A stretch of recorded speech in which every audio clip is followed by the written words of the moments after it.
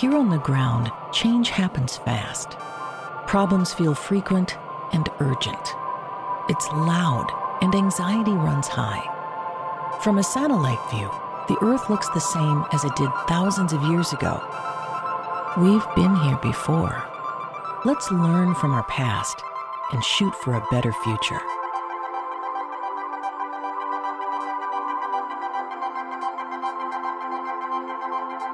Hello and welcome again to A Satellite View. I'm Todd Mikkelson, your host. And as per usual here on Saturday, it's not Saturday night. On A Satellite View, we go into some history. I don't know if you've heard of the John Birch Society. I think a lot of people have heard of it, but they're not clear exactly what it is. You've heard of Birchers. They've kind of rebranded themselves, and it's just JBS, because they themselves know that the John Birch Society has a very bad rap. It goes far back in history. So basically, in the 1950s, we had a guy named Joe McCarthy. We have McCarthyism back in the form of Kevin McCarthy, but the original McCarthyism, another term that a lot of people have heard of and may not know.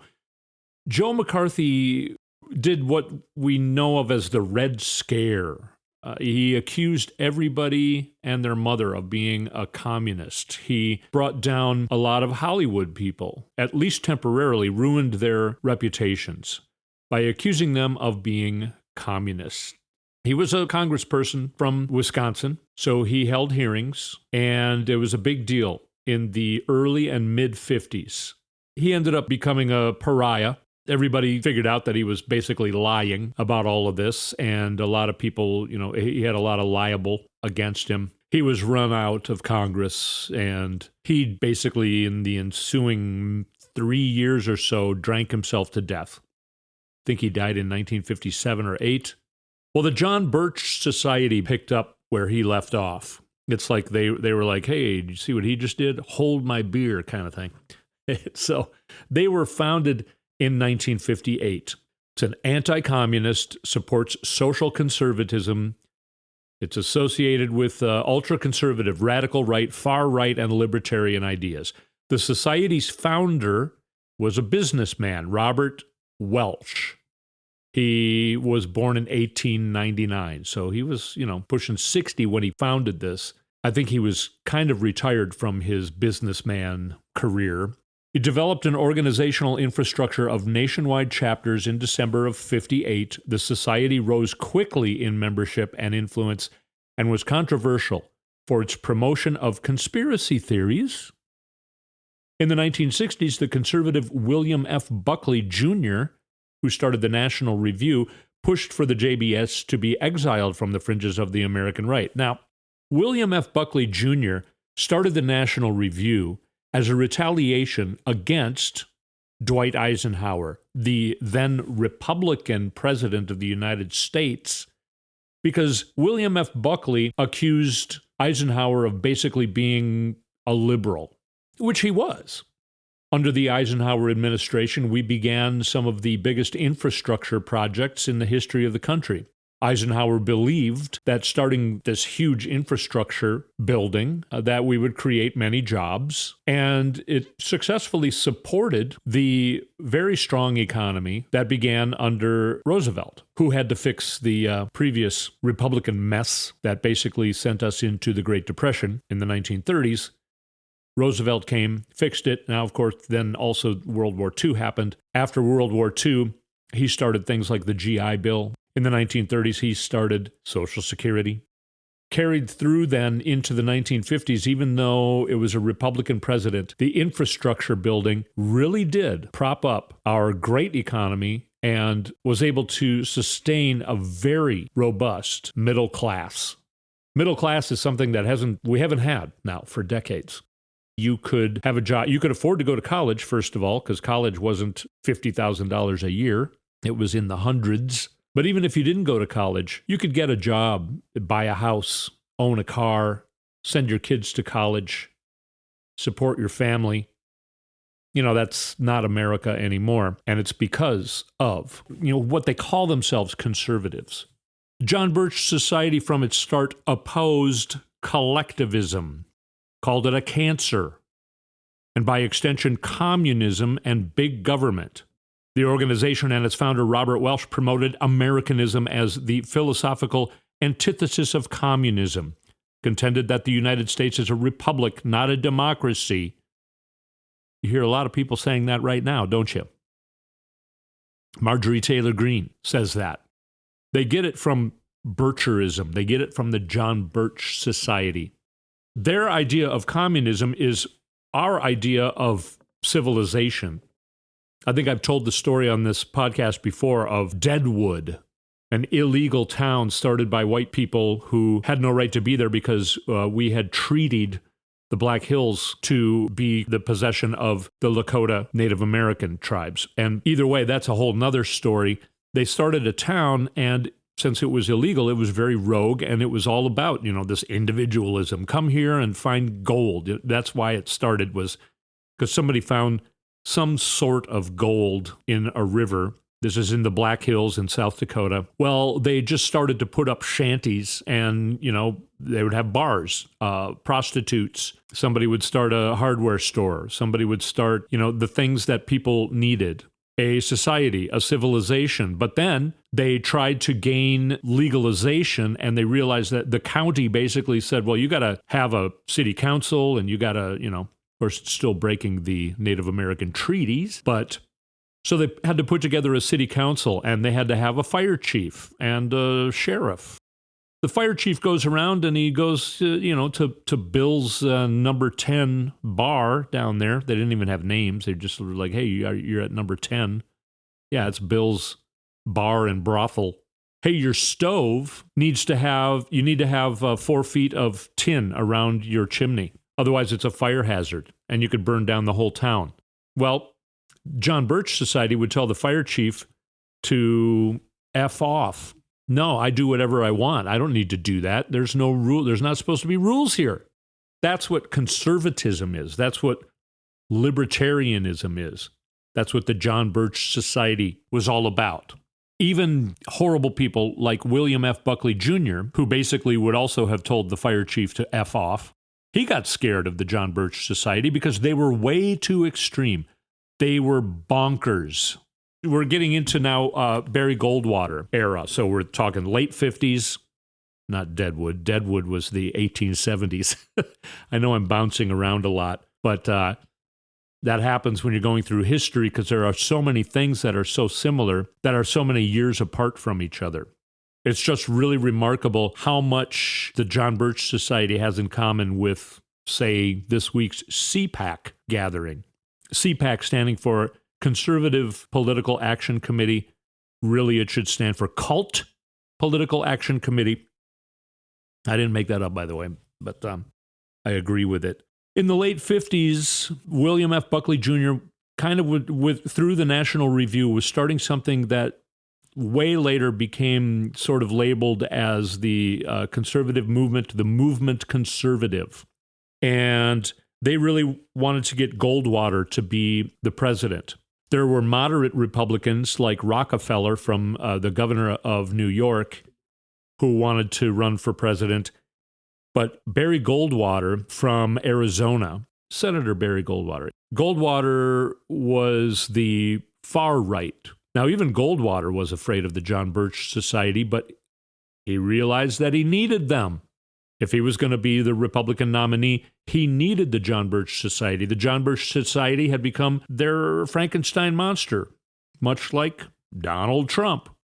So we're talking John Birch Society starting in 1958. Barry Goldwater was going to run against Kennedy in 1964. Of course, John Kennedy was assassinated before that election, and I think that these people thought they had an even better chance running against Johnson. Now, of course, he lost horribly in 1964. But before 1964, leading up to him trying to gain the nomination in 64, in the years before that, I'm going to read a little bit from a book, a really great book, called American Psychosis, written by David Korn, who's very, very much like me, into like historical things. I'm going to read from page 59. Goldwater would not support even Buckley's gentle rap on Welsh's knuckles, Welsh being the founder of the John Birch Society, and Buckley being William F. Buckley Jr. So Goldwater would not support even Buckley's gentle rap on Welsh's knuckles. He refused to alienate his allies. A few months later, on Meet the Press, Goldwater was asked about extremists on the right. He retorted, "I am far more concerned, frankly, with the extremists to the left than I am with the extremists to the right." Well, what about Welsh? "I speak, as I have said many, many times, only for one chapter of the Birch Society, and that is the group I happen to know in my hometown of Phoenix, Arizona. These fellows were all right." The Bircher question would not go away. President Kennedy identified the far right, including the John Birch Society, as a threat. He urged Americans not to yield to the counsels of fear and suspicion. Veteran journalist Alan Barth penned a much-noticed report on the rampageous right for the New York Times Magazine, in which he observed that the nation faced the rise of a right-wing movement of discontent and frustration that offered no solutions, and that was bounded together by fear, anger, and uncertainty generated by a world of geostrategic stalemate, nuclear threat, and domestic change brought about by greater industrialization and urbanization and a tremendous transformation in the pattern of race relations. The rightists, he concluded, will no doubt seek to capture control of the Republican Party, but they are unlikely to succeed. Their darling just now is Barry Goldwater, but the senator will be obliged before very long to choose between the support of the rightists and the support of real Republicans who will not care to forsake the traditions of their party for a forlorn kind of fascism. Does that sound familiar? Yeah, I think it does. If you've been listening to this program, I think you know exactly what I'm talking about. It's exactly where the Republican Party is now, being held hostage by the crazies. And I think that was proven at CPAC this week. So when we come back, I want to tell you about why I think things are different now. So this was going on 50 years ago, 60 years ago, actually, 65 years ago. And it's going on almost exactly the same right now. So will things ever change? When we come back, I want to tell you why I think the situation now is completely different. I'm going to talk about a lot of things that are going on in the news and just in the world. When we come back on A Satellite View.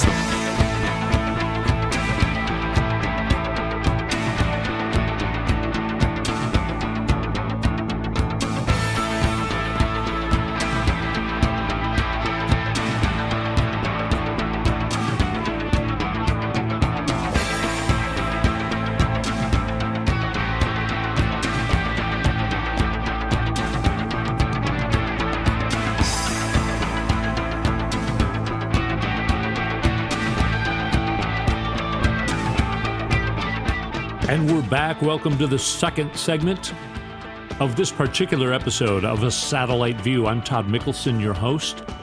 And I think I forgot to mention at the beginning that we're speaking at you from March 5th, 2023, in the space and time continuum.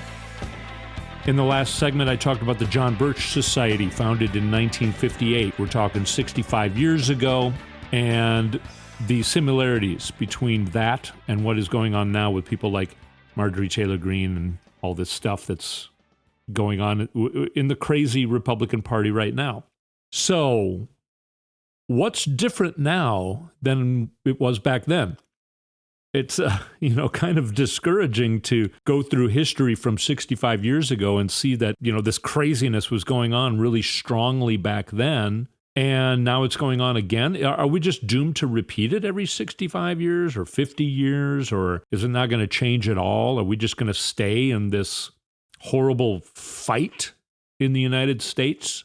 Well, I'm going to go through some things that at least I believe, that I think, that I feel like are different, vastly different. Now, I talked about Barry Goldwater, their main presidential guy that they wanted, the crazies wanted, and he lost horribly in 1964 to Lyndon Johnson. They were very discouraged then. Even the next Republican president, Richard Nixon, I think would be called a rhino by today's Republican standards. So there are some differences. Now, those differences are bad. That makes it sound like, oh, things are even worse now than they were back then. But no, right now their guy is Donald Trump, and they're being held hostage by him. The John Birch Society was the entity that was holding the Republican Party hostage 60 years ago when Goldwater lost. Goldwater was the presidential guy. Now, Trump right now, he's basically a mobster who is holding the Republicans hostage. You've heard me speculate that I think that Russian money went through a lot or all of the campaigns of Republicans running in 2016. And Donald Trump basically told each one of them, hey, this is what happened. And if you don't shut up about me, I'm going to reveal that you had illegal Russian money go through your campaign. So kiss my ring. That would make sense as to why people like Kevin McCarthy, who hated Trump, always thought Trump was an idiot. Mike Pompeo, there's video, Ted Cruz, all these guys, Lindsey Graham, they all thought Trump was a joke until Trump became president, and then they all fell in line and kissed his ring. Why? And they're still doing it now. Ron DeSantis was afraid to go to CPAC. So there's some differences there. Donald Trump is, entities like Fox News are starting to turn on Donald Trump. They're trying to find somebody else. Now, of course, a lot of them are turning to Ron DeSantis because they're saying that he's a younger, smarter version of Trump and that he's going to hold up Trumpism. Well, here's something that's going wrong for DeSantis. In Florida, they tried to pass a bill that would get rid of the Democratic Party. Their reason is they're saying we want to make a rule that any political party that supported slavery in the United States cannot exist in Florida. So if you're a registered person under a party that previously supported slavery, you no longer are registered. You have no party. Now, this is the whole BS stupidity of Republicans who say it was the Democratic Party that was pro-slavery and it was the Republican Party who freed the slaves. That's true, but the two parties have completely flipped.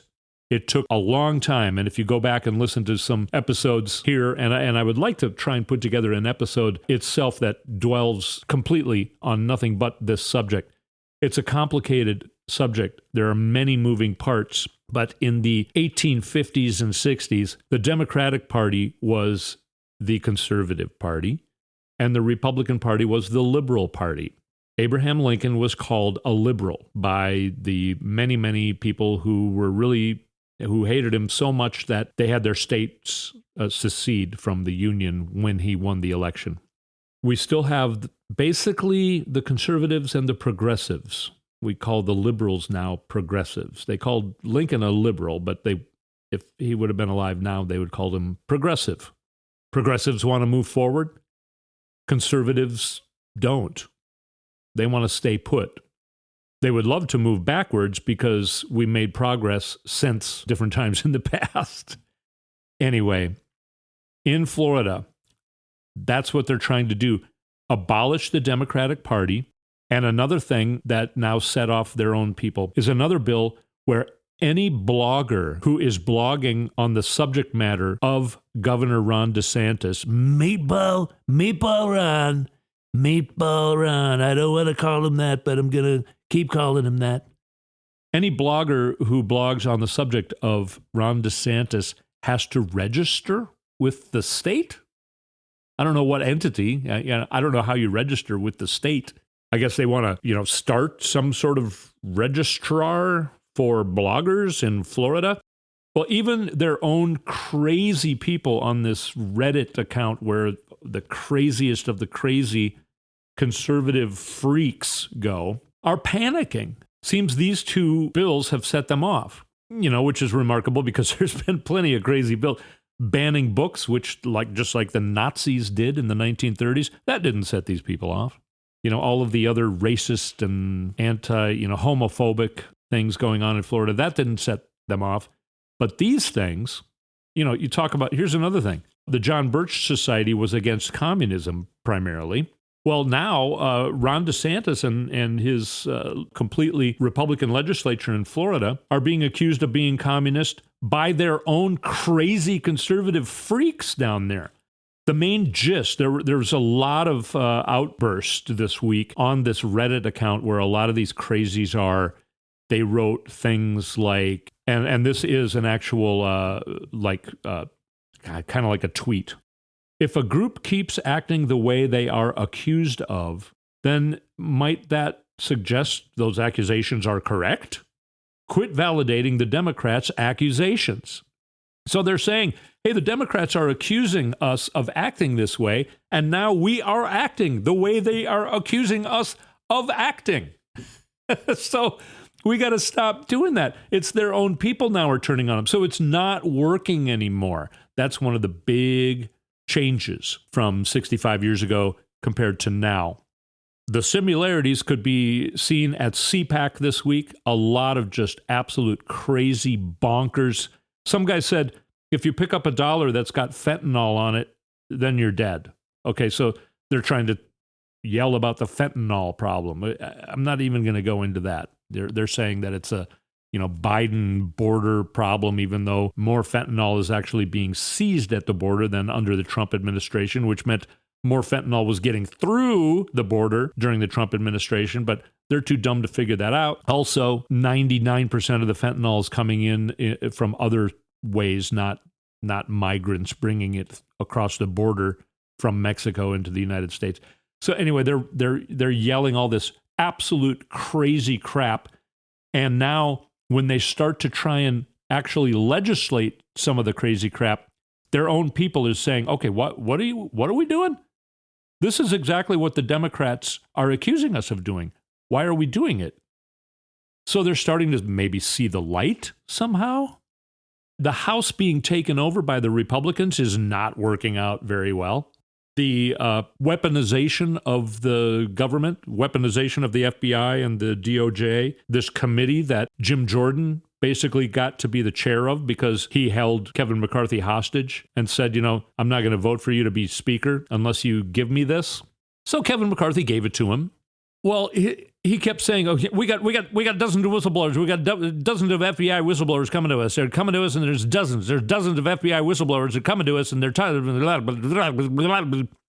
Well, they're starting to, it's starting to come out that this is all just a bunch of crap, and it's also revealing that Jim Jordan doesn't know anything about what he's doing.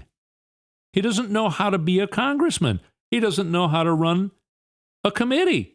He's being called out left and right. A new report came out from the Democrats on that committee, and they're talking about these quote-unquote whistleblowers. Now, a whistleblower is somebody who is risking a lot by telling the truth about usually a major crime going on within an organization or a company or something like that. It is an official thing. They get whistleblower protections. So there is a definition for quote-unquote whistleblowers. These people are not even living up to that. I'm going to read to you from a little bit of this report.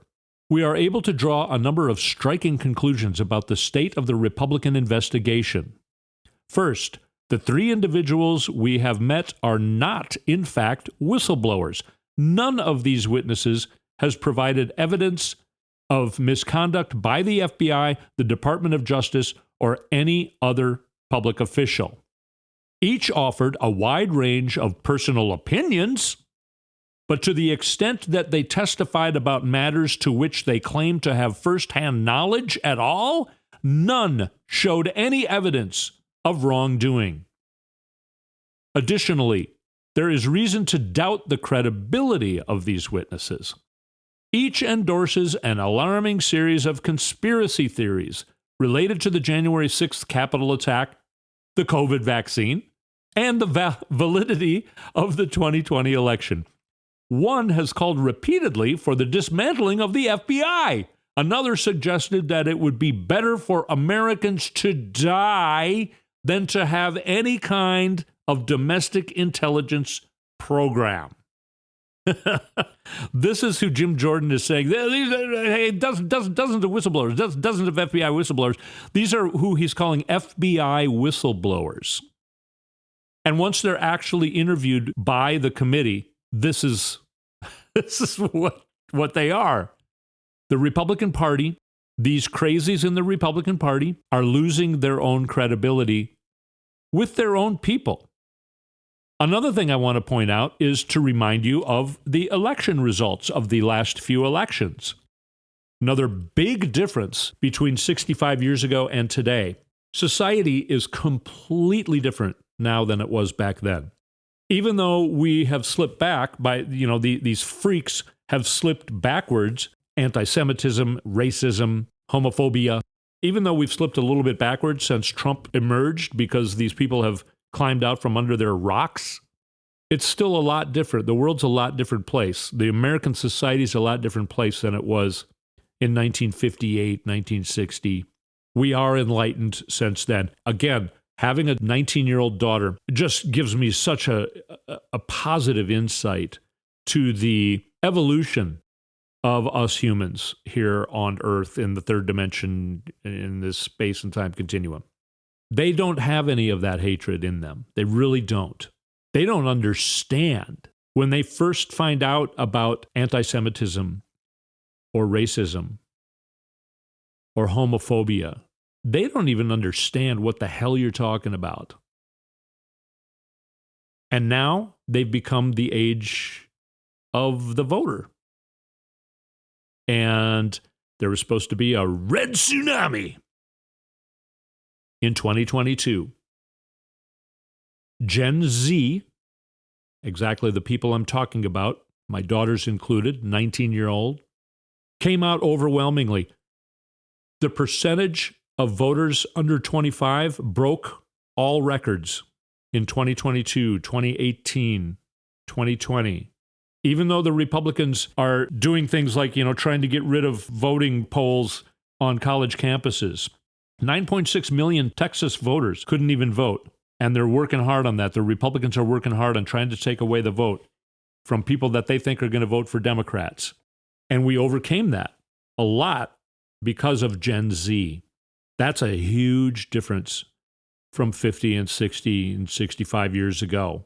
That's very, very hopeful and very, very positive.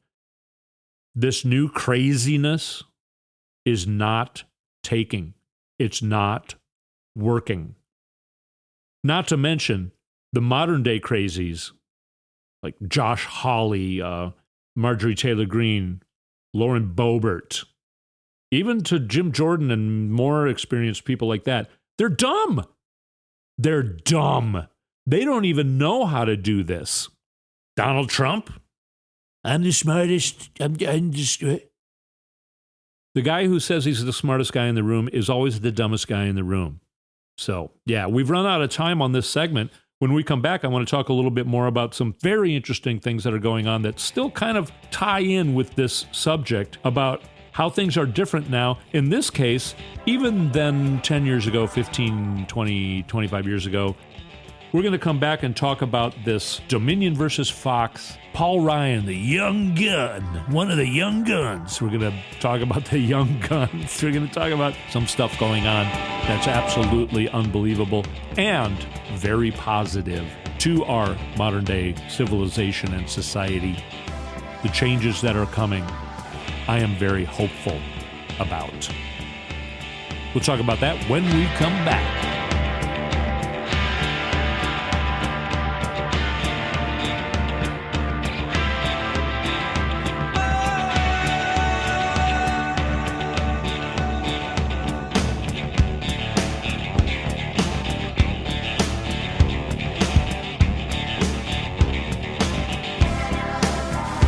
And we're back on A Satellite View. Todd Mikkelson here. By the way, the music that you hear on this show, you can find at toddmikkelson.com. I have a music link there. It's original music recorded by me. I've done a lot of music over the years. Used to work in music. In this segment, we're going to cover the reason that this episode is called F Around and Find Out. You might have heard that phrase. If you haven't, it means what it says. Yeah, give it a try. Try effing around and then find out what happens. A lot of that's going on with the Republican Party. Things coming home to roost, not necessarily just chickens. I should look into that. That sounds like an interesting subject. Is that what they call it, a rooster? Yeah, I don't know. I don't know what I'm talking about there. Sounds like something we would go into on this show, though, doesn't it? Let's get to the point. So what's been going on? Oh, my God. Kevin McCarthy's probably glad that he hasn't been in the news much because CPAC happened last week. Other things have been going on. The Fox News Dominion, which is going to be a huge part of what we are talking about here. But Kevin McCarthy kind of also is in the news because he gave all of that footage to Tucker Carlson. And now Tucker Carlson is releasing it, and it's as though he's showing footage of a killer, and he's showing a picture of the guy when he's just like hanging out with his family in the living room and says, see, he's just a nice guy. He's not a killer. He didn't kill anyone. That's the equivalent of what Tucker Carlson's doing. That's what he's doing with the January 6th footage. It's just absolutely ridiculous. People are starting to talk about, I don't know, is he just absolutely, has he gone nuts? He's been saying that he's been feeling really paranoid and under pressure for a long time because of Trump. Brand new information came out. Of course, you know, these things are being unsealed. A lot of texts and depositions that are being made in the Dominion versus Fox case, they keep trickling out every day, day by day, and they get worse and worse. And they're still being redacted, by the way, by Fox. So is what's being redacted even worse than what we're seeing? Is that possible? Yeah, poor Tucker, feeling so much pressure and anxiety. A new quote from him came out. It was in a text to somebody on January 4th, 2021, 2 days before the January 6th insurrection. But also, January 6th was supposed to be the final certification of the election. So Tucker Carlson writes to an unknown person, "We are very close to being able to ignore Trump most nights. I truly can't wait. I hate him passionately. I blew up at Peter Navarro today in frustration. I actually like Peter, but I can't handle this. I can't handle much more of this."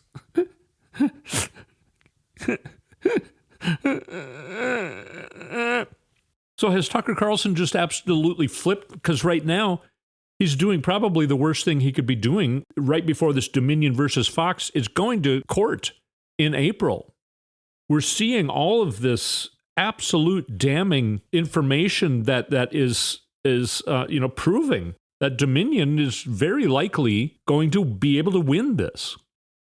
Right now, Tucker showing and making up his own story about the January 6th insurrection, and he's getting a lot of flack from, funny, Senate Republicans, but not House Republicans. So the Republican Party's completely split. The House is where the crazies are. Now, Kevin McCarthy is also catching a lot of crap about it. Of course, he can't figure out what to do because he's the dumbest person who's ever been in I don't know. We'd have to. I haven't gone through all of the Congress members. He's certainly the dumbest Speaker of the House. And speaking of Speakers of the House, we're going to get to more of that in a second because Kevin McCarthy is one of the young guns. We're going to be talking about another one of the young guns and how he effed around and is might find out. They said Mike Lindell comes on Fox all the time and lies about Dominion. Dominion has sent 3,683 messages correcting Fox's allegations. I don't know, they email or something to Fox. They've done it 3,683 times trying to say, hey, this guy said this last night. It's not true. Here's the real story. Mike Lindell is often one of those people who says those false things. So Dominion said, why didn't you take him off? Are you planning on taking him off? Murdoch even said, well, Lindell pays us every day. At first, it's laughable, meaning what Mike Lindell is like, the pillow guy. Lindell pays us every day. At first, it's laughable. Then it gets boring. But am I going to take him off? No. And they say, okay, well, then why? Then he says, it's not blue, it's not red, it's green. I could have taken them off, but I didn't. Those are very damning things that Rupert Murdoch said in deposition, under oath, in the Dominion versus Fox case. The other young gun, Paul Ryan, sits on the board of Fox News. Excuse me, I've had a little bit of a cold, tested negative for COVID. But when I talk about the young guns, I get a little bit of a feather in my throat. Anyway, Paul Ryan sits on the board. Now, there are actual duties for people who sit on the board. So Paul Ryan, if you remember, Paul Ryan, Kevin McCarthy, and Eric Cantor were the young guns. The new generation of Republicans. I think that book came out in something like 2012, 2011. This was when the Tea Party was starting up. So it's when the Republican Party really became a joke. I mean, they were horrible, just negative, hateful, horrible party before that. But then when the Tea Party came in, that's when it really turned into a clown show. And these guys were going to take over because they were the young guns. The young guns. Paul Ryan was Speaker of the House. He got ran out of being Speaker of the House, much like Kevin McCarthy is very likely to be soon, at least within the next 2 years. I think there's a very likely chance he'll get ran out by his own party, the way Paul Ryan was ran out by his own party. Eric Cantor was ran out by his own party in 2014 in a primary when he was trying to run for re-election for his seat. He was expected to be the next Speaker of the House. He was second in line behind John Boehner. That's how you actually say it, I think. John Boehner left, but Eric Cantor was already gone. So Paul Ryan, one of the other young guns, came in and was Speaker of the House and just couldn't handle it because the Republican Party got too crazy.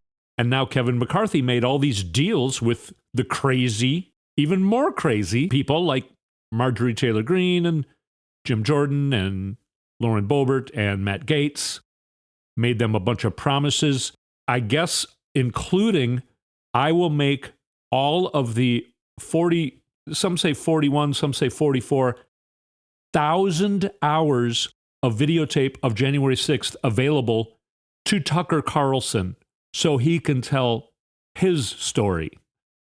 That's one of the promises apparently Kevin McCarthy made in order to get these crazies to vote for him to be Speaker of the House, because it took 15 ballots for him to become Speaker of the House. He couldn't get enough votes. By the way, 41,000 hours equals just under 5 years. That's how long it takes for 41,000. 41,000 hours of video would take 5 years to watch. But Tucker Carlson and his little band of idiots apparently were able to do that like over a weekend, little more than a weekend. Yeah, okay. Right. Getting back to Paul Ryan, the young gun, who sits on the board. Now, if you remember Paul Ryan, there was a photo of him in a magazine or something where he's lifting weights and he's got a baseball cap on backwards and he's got his dumb, stupid smile, showing his guns. Paul Ryan, one of the young guns. So he was taking it was a joke.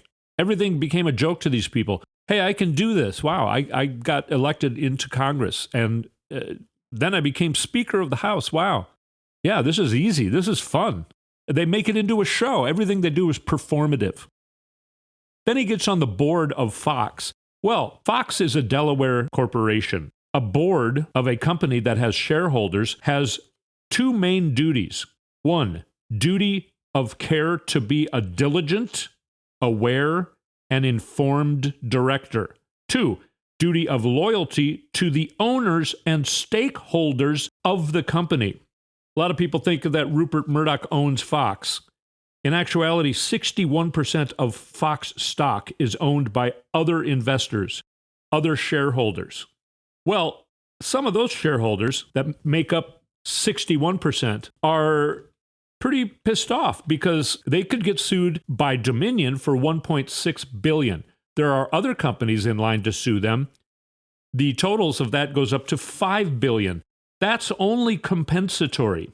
Now you say, okay, what are you talking about? Compensatory. There's two different kinds of penalties in a civil suit, compensatory and also punitive damages. The compensatory damages awarded to plaintiffs, in this case it would be Dominion, are designed to give justice to them after being wronged. So in this case, Dominion could say, hey, it cost us this much money because we lost business. It also cost us this much strife because we got death threats to all of our families, and they can, try and prove that. So that would be the compensatory. The punitive damages are designed to prevent others from being hurt by the same or similar actions. That means it's incentive to, in this case, Fox, to never do anything like this again. Of course, they are doing something like this again right now, this week, with Tucker Carlson making up more lies, lying about the January 6th insurrection. Now, the way that you incentivize an entity, in this case Fox, to never do this again is to have the jury decide that, okay, we're going to make you pay punitive damages. It's basically punishment damages, punishment money. Okay, you've already paid the compensatory damages, reimbursing, in this case, Dominion, of their business losses and their strife that we believe they have had. But now we're going to penalize you. And that could be, who knows, billions. It could be. It should be. And you have a lot of these stockholders now wanting to hold the people. They could sue Paul Ryan because Paul Ryan sits on the board. When Paul Ryan was asked about, well, so you knew this was going on, what did you do? He said, I registered my quiet concern. It could be proven that that kind of cowardice shows complicity in the actual crime. And he wouldn't be protected by insurance because he's basically not holding up his duties on the board. He's failing to hold up those duties I mentioned. So the insurance company that would normally protect him from getting in trouble because the company did something, well, he's saying here that, yeah, I knew I should do something to stop them, but I didn't. I mean, I told them that I was concerned. Okay, well, you're on the board. You should have had a meeting. You should have had these people come in and say, hey, we're directing you to stop lying because we're going to get in trouble. We're going to lose, potentially, we're going to lose money. Now, they think they were going to lose money by losing their viewership. And the funny thing about that is they realized that they would lose their viewers if they told the truth on the air. Their viewers needed to hear the lies that they had become addicted to because Fox News was their dealer and provider. And now Fox News thought, well, they'll just go to Newsmax. We'll lose a lot of our viewers. Of course, they lost a lot of their viewers by telling them that, you shouldn't get a vaccine. So then a lot of their viewers died of COVID. But they don't seem as concerned about that. They made the decision that we need to keep lying in order to keep our viewers. Well, there are some of these other stockholders that are looking into litigation against Fox News, litigation against the Fox News board for not holding up their duties to protect the company from becoming liable to a $1.6 billion lawsuit for defamation. So yeah, Paul Ryan, young gun. He effed around and now he may find out. It's going to be a very interesting year. I can tell you that. Who knows what's going to happen with Trump? This Dominion case is going to be in court in a month or so. I imagine Dominion, it's actually the judge in the case, is unsealing this stuff. And he seems to be doing it at a pace that's very interesting because we just get more and more every day, and it gets worse and worse for Fox. It gets worse and worse for Tucker. It gets worse and worse for Sean Hannity. Laura Ingraham, Rupert Murdoch, other people in Fox, and Paul Ryan, and probably the other young gun, Kevin McCarthy. Just make sure that you have popcorn. You know how toilet paper was gone from the shelves when COVID started? I think what's going to happen now is popcorn's going to be gone from the shelves because we're going to sit down and watch the Republican Party completely crumble throughout the next year and a half or so. That's all the time we have on A Satellite View. Thank you so much for listening to this episode. I hope to talk to you soon.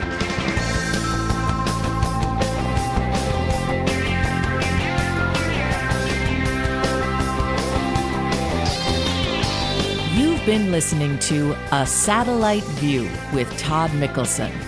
Go to toddmikkelson.com for links and more information.